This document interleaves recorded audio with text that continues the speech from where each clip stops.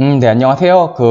오늘은 계약갱신 청구권에 대해서 많이들 알고 계시는데, 계약갱신 청구권을 행사했는데 이제 집주인이 거짓말하는 경우죠. 나 들어가 살 거야 라고 해서 내보내고, 이제 나간 다음에 얼마 있다가 더 비싸게 전세가 맞춰서 이제 임차인 구하는 경우, 집주인 들어온다고 해서 그 말 믿고 나간 임차인은 열받잖아요. 그러면 뭐 손해배상을 청구할 수 있다고 하는데 도대체 얼마 청구할 수 있느냐? 이거 좀 많이 문의가 있어가지고 짧게 한번 말씀드려 볼게요. 손해배상이 어떻게 되냐면요. 여기 보시면은 주택임대차보호법 치시고 들어오면은 여기 들어올 수 있잖아요. 그리고 이제 제 6조의 3, 6조의 3에 보면은 뭐가 되어 있냐면 이거 6조의 3의 5항을 보시면 임대인이 제 1항 8호 사유, 1항 8호 사유가 이거거든요. 임대인이 직계존속, 직계배석 포함한다. 목적주택에 실제 거주하려는 경우, 그러니까 거주한다고 해서 내보낸 경우 이 사유를 갱신 거절을 했음에도 불구하고 갱신 요구가 거절되지 아니하였다라면 갱신되었을 기간 2년이죠.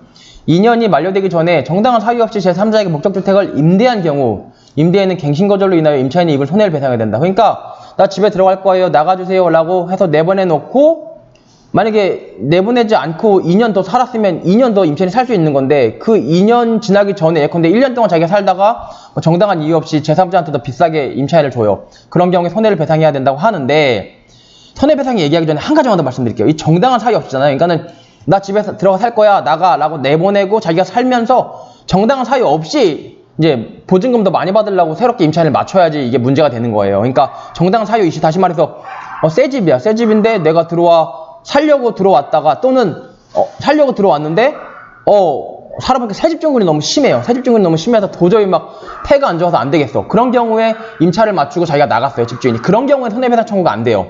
근데 이제 정당한 사유가 인정되려면 어쨌든 폐에 안 좋은 거에 대한 어떤 그런 또는 진단서나 또 이제 말하자면 새집증후군이 심하다는 어떤 그런 확인서 이런 게 필요하겠죠. 어쨌든 처음으로 돌아가서 그럼 얼마 손해배상하느냐? 손해배상액이 얼마냐? 보면 여기 나와 있어요. 6항에 나와 있는데 5항에 따른 손해배상액은 거절 당시 당사자 간의 손해배상 예정이 합의가 이루어지지 않는 한 거절 당시 나 들어갈 거야 라고 하면서 손해배상이 얼마라고 예정 합의하진 않겠죠. 그러면 결국은 다음 각호의 금액 좀 큰 금액인데 이 3호 같은 경우는 그냥 말하자면 그냥 일반 조항이에요. 그러니까 결국은 제가 다 시뮬레이션 해보면 이 2호가 제일 커요. 그러니까 임대인이 제3자에게 임대하여 얻은 환산월 차임액과 갱신거절 당시 환산월 차임의 차액의 2년분에 해당하는 금액, 이게 일반적으로 가장 크거든요. 그래서 요 2호를 가지고 이제 손해배상액을 구하시면 되는데 문제는 또 이게 환산월 차임이 뭔가가 문제가 되죠. 이 환산월 차임이라는 게 뭐냐면 여기 보시면 환산월 차임이라고 있어요. 뭐냐면 차임에 보증금이 있는 경우 그 보증금을 7조의 이 각호 중 낮은 비율에 따라 월 단위의 차임으로 전환한 금액을 포함한다. 이하 환산월 차임을 한다. 환산월 차임이니까 보통 5억에 50만원, 5억에 100만원 이런 식으로 보증금도 있고 월 차임도 있잖아요. 그런 경우에는 그 보증금 5억에 50만원이라고 하면 그 5억을 7조의 이 각호 중 낮은 비율에 따라 전환을 한대요. 그럼 7조의 이 각호 중 낮은 비율이 뭔가 보죠. 7조의 내려가면 있겠죠. 7조의 있네, 여기 있네요. 7조의 각호 1호, 2호인데 이거 좀 낮은 비율에 따라 전환을 하래요. 5억에 50이면 그 5억을. 그러면 5억을 한번 해봅시다. 은행법에 따른 은행에서 적용한 대출금리와 해당 지역 경력은 대통령으로 정하는 비율. 이거 한번 눌러보죠. 이거 얼마인가? 이거보다 낮은 걸로 하라니까 둘 중에. 보면 제 1호에서 1호죠? 여기 보면 1호죠? 여기 1호죠? 1호에서 대통령령으로 정하는 비율은 연 1할이래요. 몇 할, 몇 푼, 몇 리 그러잖아요. 할푼리 그러잖아요. 이거 연 10%예요. 엄청나게 많네요. 그럼 한번 2호를 볼게요. 2호가 10%더 낮나 보자. 한국은행에서 공시한 기준금리 내 대통령령으로 정하는 이율을 더한다. 그럼 대통령령으로 정하는 이율은 연 2%를 말한대요. 그러면 여기서 궁금한 게 그거죠. 한국은행에서 공시한 기준금리가 얼마냐? 한국은행에서 공시한 기준금리 한번 찾아보면 되죠. 네이버 들어가보면 한국은행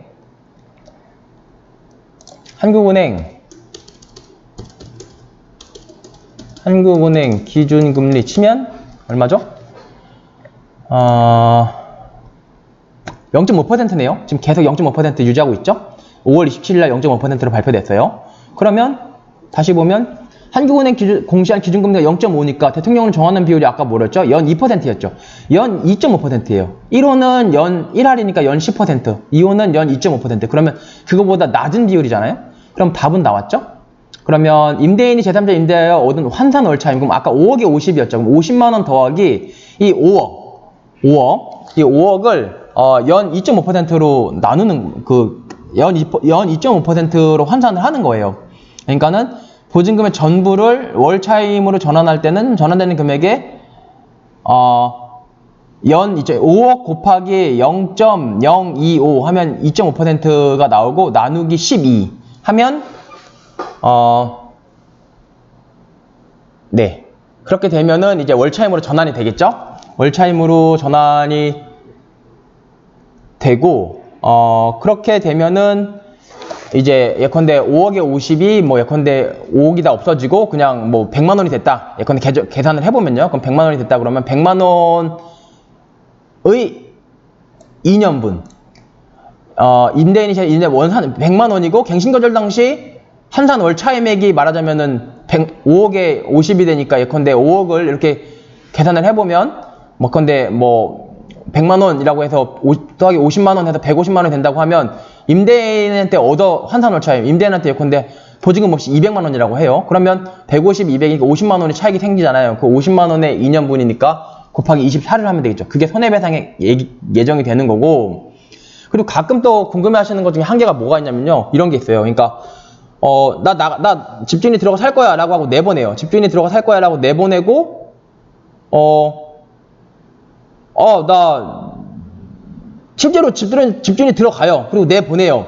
그 다음에 이게 파는 경우 있어요. 그러니까는 세입자들이 갱신권을 행사를 많이 하고 싶죠. 그러다 보니까는 집주인이 바뀌는 걸 싫어해요. 집주인이 바뀌는 걸 싫어하니까 집을 잘 안 보여준단 말이에요. 그러니까 집주인들이 집을 못 파니까 자기가 들어간다고 해서 내보내고 실제로 들어가기도 들어가지만 얼마 있다가 집을 팔아버립니다. 그러면 임차인 입장에서 뭐야 너가 들어온다고 해서 나는 어쩔 수 없이 나왔는데 들어오긴 들어왔는데 그걸 팔아버리면 사실 들어온 게 아니잖아. 손해배상액 해줘 라고 하는 경우도 있어요. 근데 그 경우는 손해배상액이 인정이 안 됩니다. 왜냐면 아까도 말씀드렸듯이 반드시 갱신을 거절했음에 불구하고 갱신료가 거절되지 아니하였다면 갱신되었을 기간이 만료되기 전에 정당한 사실 제3자에게 목적주택을 임대한 경우에 손해를 배상한다는 임대한 경우에 손해를 배상하는 거예요. 임대한 경우에. 주택을 매도한 경우에 손해를 배상해야 된다고 돼 있지 않거든요. 그러니까는 그런 경우에는 손해배상액 청구는 할 수가 없습니다. 네, 이상입니다.